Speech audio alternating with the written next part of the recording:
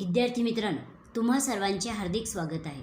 आपण final account या टॉपिकचा पान नंबर 24 वरील पहिला प्रॉब्लेम सोडवत आहोत.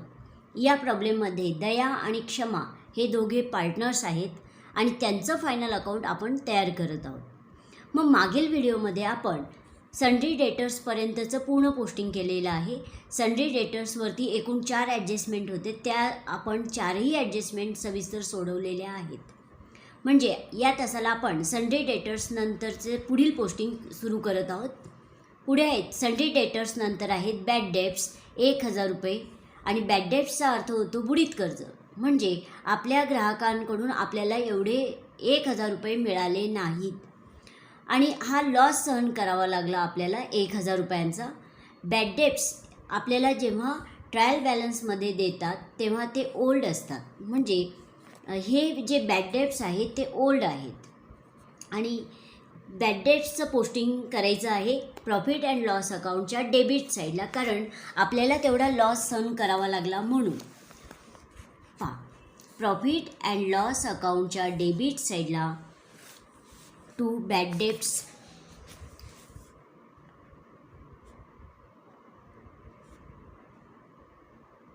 आणि हे ओल्ड बॅड डेब्ट्स आहेत. म्हणजे जेव्हा आपल्याला ट्रायल बॅलन्समध्ये बॅड डेब्ट्स देतात ते ओल्ड असतात आणि बॅड डेब्ट्स आपल्याला दिले होते 1000 रुपये डायरेक्ट आउटर कॉलमला.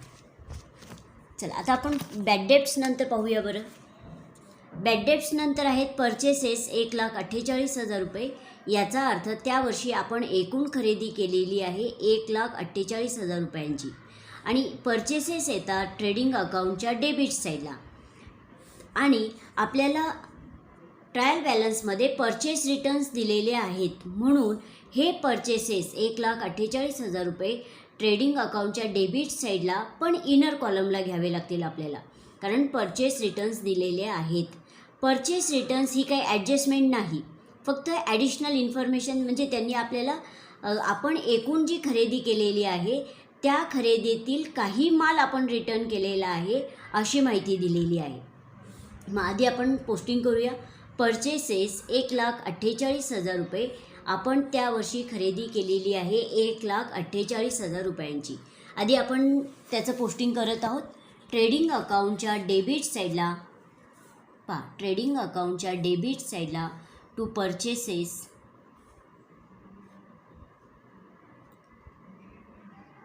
डायरेक्ट इनर कॉलमला 1,48,000 रुपये.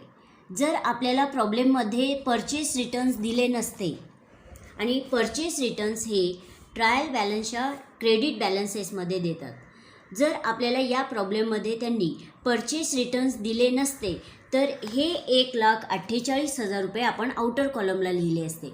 पण आपल्याला परचेस रिटर्न्स दिलेले आहेत.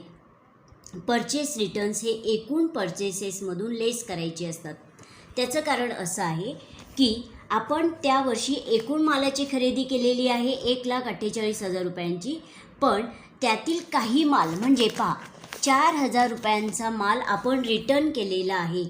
म्हणजेच खरेदी केलेला माल रिटर्न केलेला आहे 4,000 रुपयांचा आणि तो लेस करायचा 1,48,000 रुपयांमधून. म्हणजेच एकूण खरेदीमधून तो लेस करावा, कारण आपण खरेदी केलेल्या मालापैकी काही माल रिटर्न केलेला आहे. सगळाच्या सगळा माल रिटर्न केलेला नाही, परत केलेला नाही.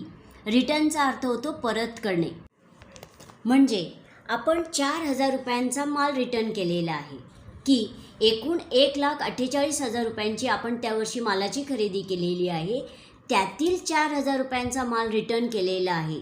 रिटर्न करणे म्हणजे परत करणे, की कोणत्या तरी कारणास्तव आपण तो माल रिटर्न केलेला आहे.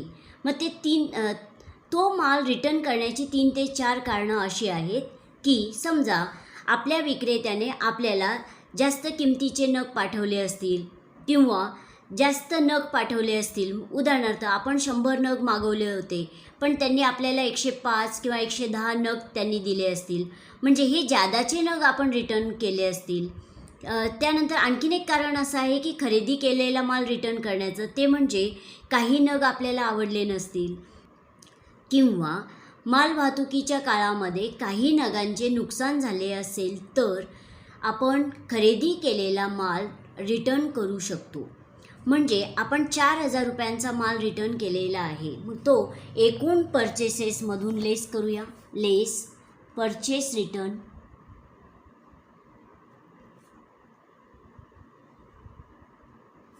₹4,000 लेस करून आउटरला घेऊया 1,44,000 म्हणजे आपण त्या वर्षी एकूण जी खरेदी केलेली आहे 1,44,000 रुपयांची ते आउटरला दिसतील.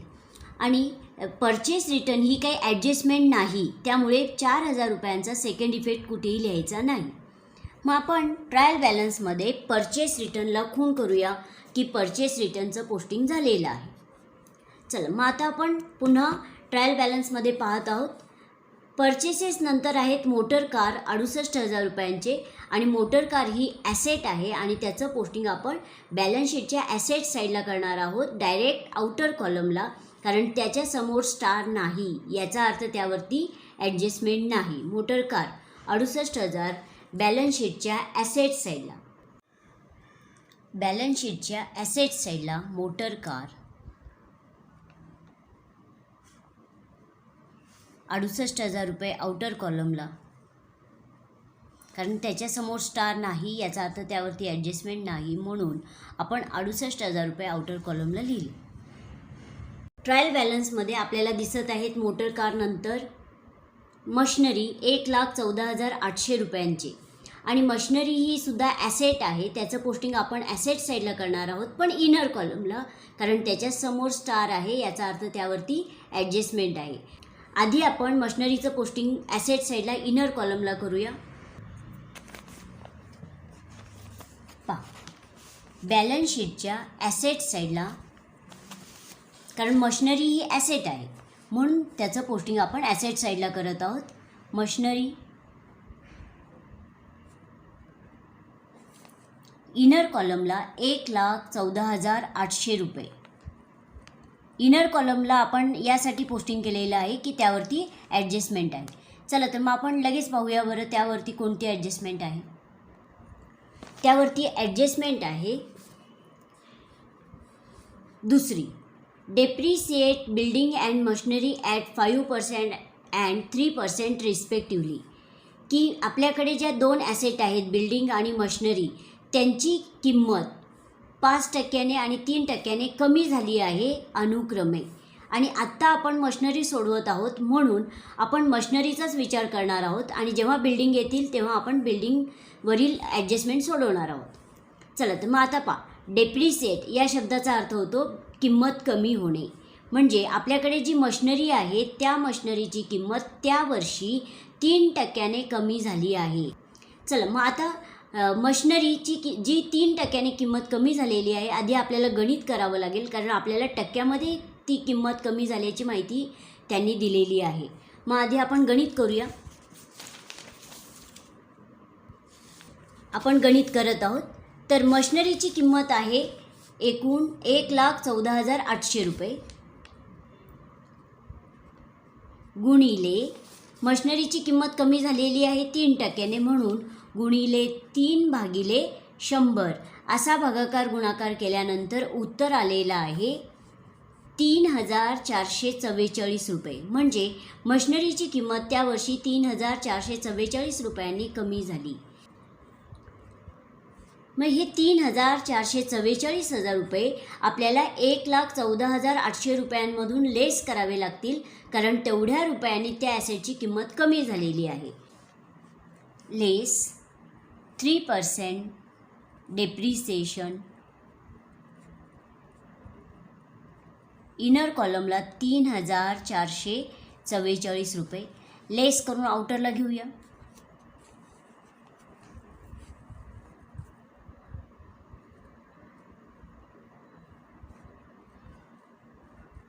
उत्तर आलेलं आहे 1,11,356 रुपये. म्हणजे आधी मशिनरीची किंमत होती 1,14,800 रुपये आणि त्या वर्षी त्या मशिनरीची किंमत 3,444 रुपयांनी कमी झाली. म्हणजे आपल्याला चालू वर्षी मशिनरीची किंमत दिसत आहे 1,11,356 रुपये. आणि प्रत्येक ॲडजस्टमेंटचे आपल्याला 2 इफेक्ट लिहावे लागतात. म्हणून डेप्रिसिएशन 3,444 रुपयांचा सेकंड इफेक्ट आपल्याला घ्यावा लागणार आहे. हा झाला फर्स्ट इफेक्ट. आपण सेकंड इफेक्ट घेणार आहोत प्रॉफिट अँड लॉस अकाउंटच्या डेबिट साईडला, कारण तेवढ्या रुपयांनी त्या ॲसेटची किंमत कमी झालेली आहे. Second effect profit and loss अकाउंटच्या डेबिट साईडला पहा. प्रॉफिट अँड लॉस अकाउंटच्या डेबिट साईडला टू डेप्रिसिएशन ऑन मशिनरी,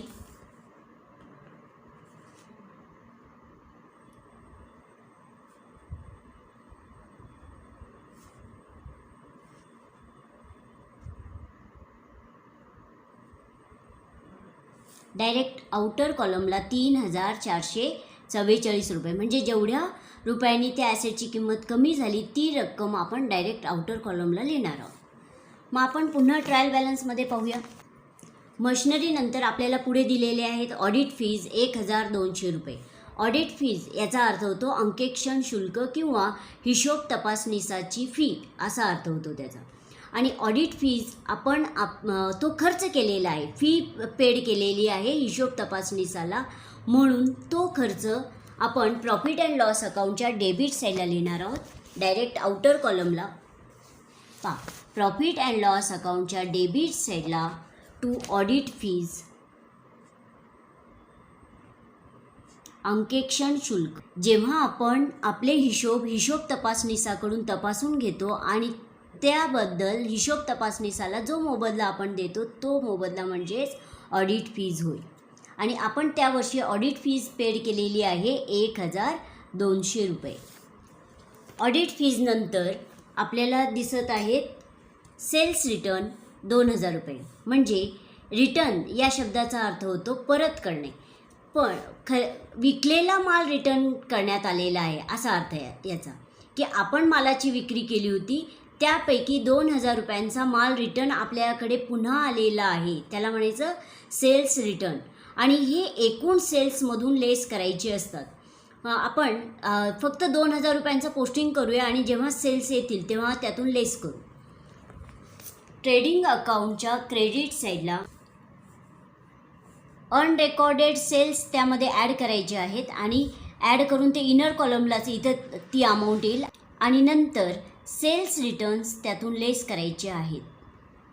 फक्त आपण पोस्टिंग करून ठेवत आहोत इथे 2,000 रुपये आणि जेव्हा सेल्स येतील तेव्हा एकूण सेल्समध्ये अनरेकॉर्डेड सेल्स आपल्याला ॲड करायचे आहेत आणि त्यानंतर जी अमाऊंट येईल त्यातून सेल्स रिटर्न लेस करून त्या आउटरला घ्यायचे आहेत. मग आपण पुन्हा ट्रायल बॅलन्समध्ये पाहूया. सेल्स रिटर्न्स नंतर आपल्याला दिसत आहेत डिस्काउंट 2,300 रुपये आणि हा जो डिस्काउंट आहे ट्रायल बॅलन्सच्या डेबिट बॅलन्सेसमध्ये आपल्याला दिलेला आहे. आणि जेव्हा डिस्काउंट आपल्याला ट्रायल बॅलन्सच्या डेबिट बॅलन्सेसमध्ये देतात तो अलाव असतो, म्हणजे आपण आपल्या ग्राहकाला तो डिस्काउंट दिलेला आहे, म्हणजे आपला खर्च झालेला आहे. आणि खर्च आपण लिहायचा प्रॉफिट अँड लॉस अकाउंटच्या डेबिट साईडला. प्रॉफिट अँड लॉस अकाउंटच्या डेबिट साईडला टू डिस्काउंट डायरेक्ट आउटर कॉलमला 2,300 रुपये.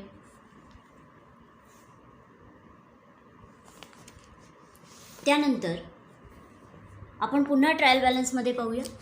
डिस्काउंट नंतर दिसत आहेत बिल्डिंग 75,000 रुपये आणि बिल्डिंग ही सुद्धा ॲसेट आहे, त्याचं पोस्टिंग आपण ॲसेट साईडला करणार आहोत पण इनर कॉलमला, कारण त्याच्यासमोर स्टार आहे याचा अर्थ त्यावरती ॲडजस्टमेंट आहे. आधी आपण पोस्टिंग करत आहोत बॅलन्स शीटच्या ॲसेट साईडला पहा. बॅलन्स शीटच्या ॲसेट साईडला बिल्डिंग इनर कॉलमला 75,000 रुपये. जर त्यावरती ॲडजस्टमेंट नसती तर आपण हे 75,000 रुपये आउटर कॉलमला लिहिले असते. मग आपण त्यावरती जी ॲडजस्टमेंट आहे त्याचं आधी वाचन करणार आहोत. पहा, दुसरी ॲडजस्टमेंट आहे डेप्रिसिएट बिल्डिंग ॲट 5%, म्हणजे बिल्डिंगची किंमत 5% कमी झाली आहे. मग आधी आपल्याला गणित करावं लागेल. बिल्डिंग आहेत 75,000 रुपयांचे, 75,000 गुणिले बिल्डिंगची किंमत कमी झालेली आहे 5% म्हणजे गुणिले 5 भागिले 100 असा भागाकार गुणाकार केल्यानंतर उत्तर आलेलं आहे 3,750 रुपये. म्हणजे बिल्डिंगची किंमत 3,750 रुपयांनी कमी झाली. ती कमी झाली म्हणून एकूण किमतीमधून ते लेस करावे आणि second effect profit and loss अकाउंटच्या डेबिट साईडला घ्यावा. चला मग आपण आधी बिल्डिंग एकूण जे आपण 75,000 रुपये ॲसेटला लिहिलेले आहेत त्यातून लेस 5% डेप्रिसिएशन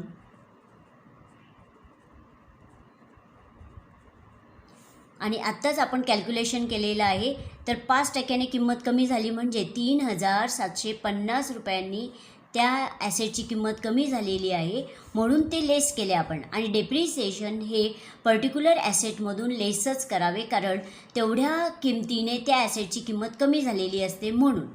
मग लेस करून आउटर कॉलमला घेऊया.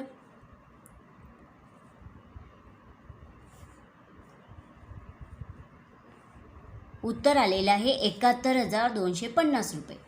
याचा अर्थ असा आहे की आधी बिल्डिंगची किंमत होती 75,000 रुपये आणि त्या वर्षी त्या ॲसेटची किंमत कमी झालेली आहे 3,750 रुपयांनी म्हणजे आता त्या बिल्डिंगची किंमत आहे 71,250 रुपये. आता हा झाला फर्स्ट इफेक्ट डेप्रिसिएशनचा आणि प्रत्येक ॲडजस्टमेंटचे आपल्याला 2 इफेक्ट लिहावे लागतात म्हणजे 3,750 रुपयांचा सेकंड इफेक्ट आपल्याला घ्यायचा आहे आणि डेप्रिसिएशनचा सेकंड इफेक्ट येतो प्रॉफिट अँड लॉस अकाउंटच्या डेबिट साईडला. पहा प्रॉफिट अँड लॉस अकाउंटच्या डेबिट साईडला टू डेप्रिसिएशन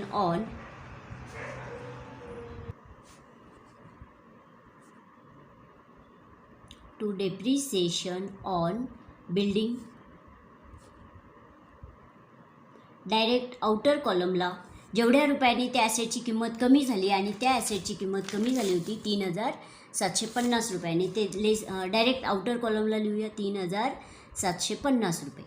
म्हणजे आपल्याला असं लक्षात येत आहे बिल्डिंग आणि मशिनरीवर ॲडजस्टमेंट आपल्याला जी दुसरी दिली आहे ती आपली पूर्ण झालेली आहे.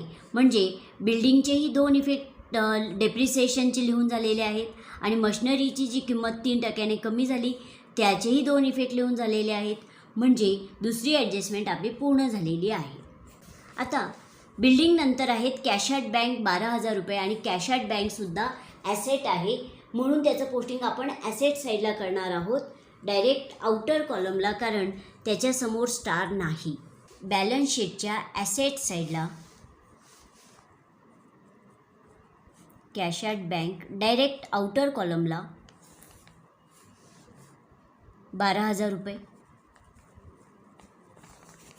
कॅश ॲट बँक नंतर आहेत 10% इन्व्हेस्टमेंट 20,000. आपण त्यावर्षी 20,000 रुपयांची गुंतवणूक केलेली आहे आणि त्या गुंतवणुकीवर आपल्याला 10% इंटरेस्ट मिळालेला आहे असा अर्थ आहे. आणि आपल्याला जेव्हा अशी इन्फॉर्मेशन देतात तेव्हा ती ॲडजस्टमेंटच असते पण तिला हिडन ॲडजस्टमेंट असे म्हणतात. म्हणजे 10% ही हिडन ॲडजस्टमेंट आहे आणि हिडन ॲडजस्टमेंटचे सुद्धा आपल्याला 2 इफेक्ट लिहावे लागतात. पहा इन्व्हेस्टमेंट आपण 20,000 रुपयांची गुंतवणूक केलेली आहे. आधी आपण त्याचं पोस्टिंग करूया आणि इन्व्हेस्टमेंट येतात बॅलन्स शीटच्या ॲसेट साईडला. इन्व्हेस्टमेंट म्हणजे गुंतवणूक आपण त्या वर्षी गुंतवणूक केलेली आहे 20,000 रुपयांची आणि आपल्याला हिडन ॲडजस्टमेंट जर दिली नसती तर हे 20,000 रुपये आपण आउटर कॉलमला घेतले असते पण आपल्याला हिडन ॲडजस्टमेंट दिलेली असल्यामुळे आपण हे 20,000 रुपये इनर कॉलमला घेतलेले आहेत आणि हिडन ॲडजस्टमेंटचे सुद्धा 2 इफेक्ट येतात. पहा मुलांना आपण हिडन ॲडजस्टमेंट सोडवत आहोत. इन्व्हेस्टमेंटवरील 10% आपल्याला इंटरेस्ट मिळालेला आहे किंवा मिळणार आहे असा अर्थ आहे आणि 20,000 रुपयांवर 10% इंटरेस्ट आपल्याला कॅल्क्युलेट करावं लागेल. आपण त्यावर्षी गुंतवणूक केलेली आहे 20,000 रुपयांची आणि त्यावरती आपल्याला इंटरेस्ट मिळणार आहे 10%. म्हणजे 20,000 गुणिले 10 भागिले 100 असा भागाकार गुणाकार केल्यानंतर उत्तर आलेलं आहे 2,000 रुपये. म्हणजे आपल्याला इंटरेस्ट त्यावर्षी 2,000 रुपये मिळाला आहे असा अर्थ. मग आपण इंटरेस्ट मिळाला म्हणजे एकूण गुंतवणुकीवर आपल्याला 2,000 रुपये इंटरेस्ट मिळाला त्या वर्षी, म्हणून ते त्यात ॲड करूया. Add 10% interest ₹2,000.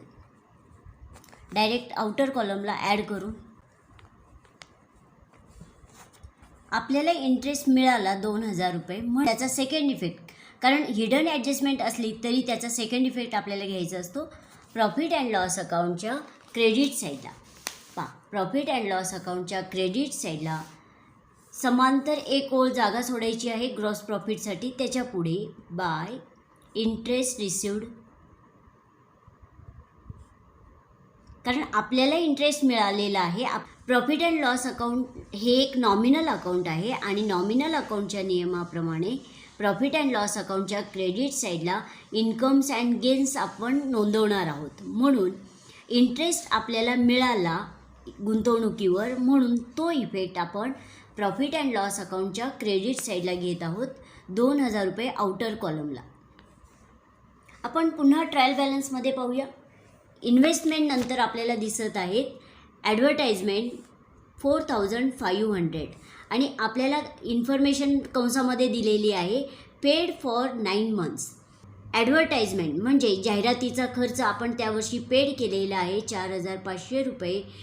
पण हा जो जाहिरातीचा खर्च आहे पेड फॉर 9 months, आपण तो जाहिरातीचा खर्च फक्त 9 महिन्यांसाठीचा पेड केलेला आहे. पण एका अकाउंटिंग इयरमध्ये 12 महिने असतात, पण 12 महिन्यांपैकी आपण फक्त 9 महिन्यांचा जाहिरातीचा खर्च पेड केलेला आहे, दिलेला आहे.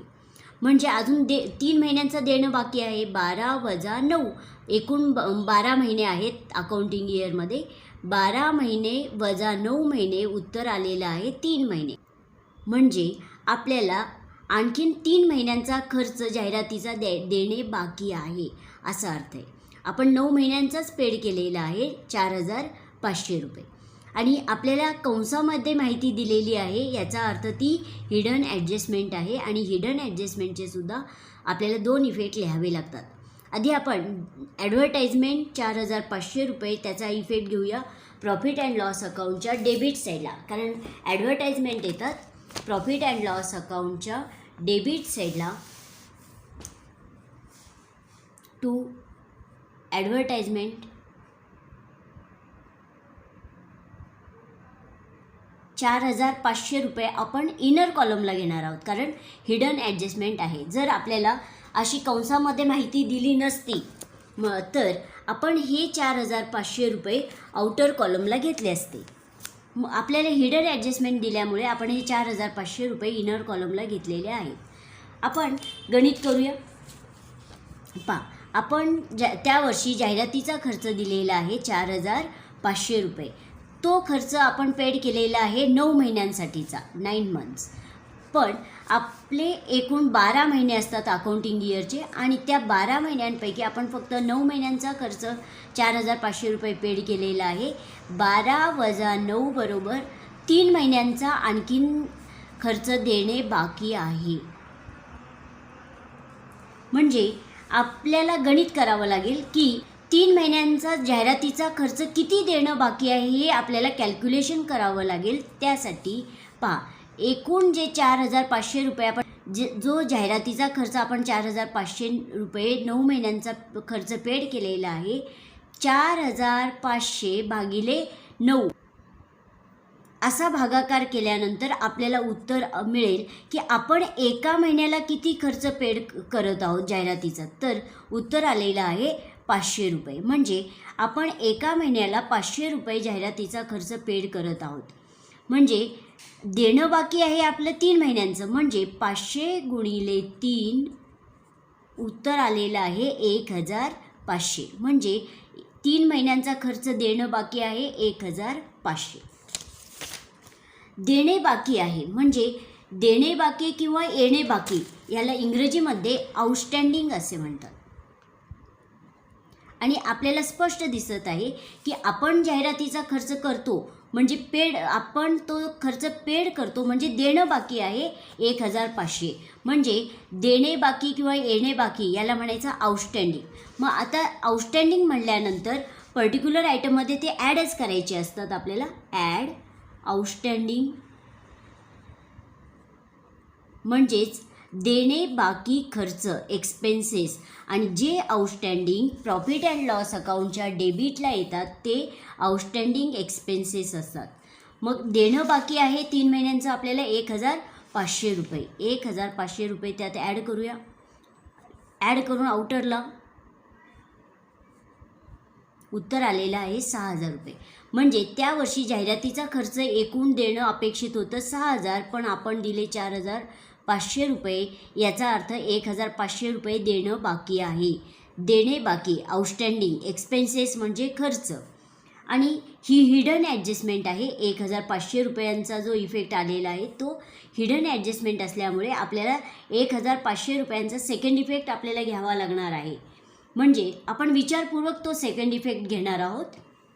देणे बाकी खर्च, आणि देणे बाकी आपण लॅबिलिटीला लिहितो. म्हणजे लॅबिलिटी साईडला आपण भांडवल, देणी हे नोंदवत असतो. म्हणजे आपण 1,500 रुपये देणं आहे याचा अर्थ आपल्याला त्याचा सेकंड इफेक्ट बॅलन्स शीटच्या लॅबिलिटी साईडला घ्यावा लागेल.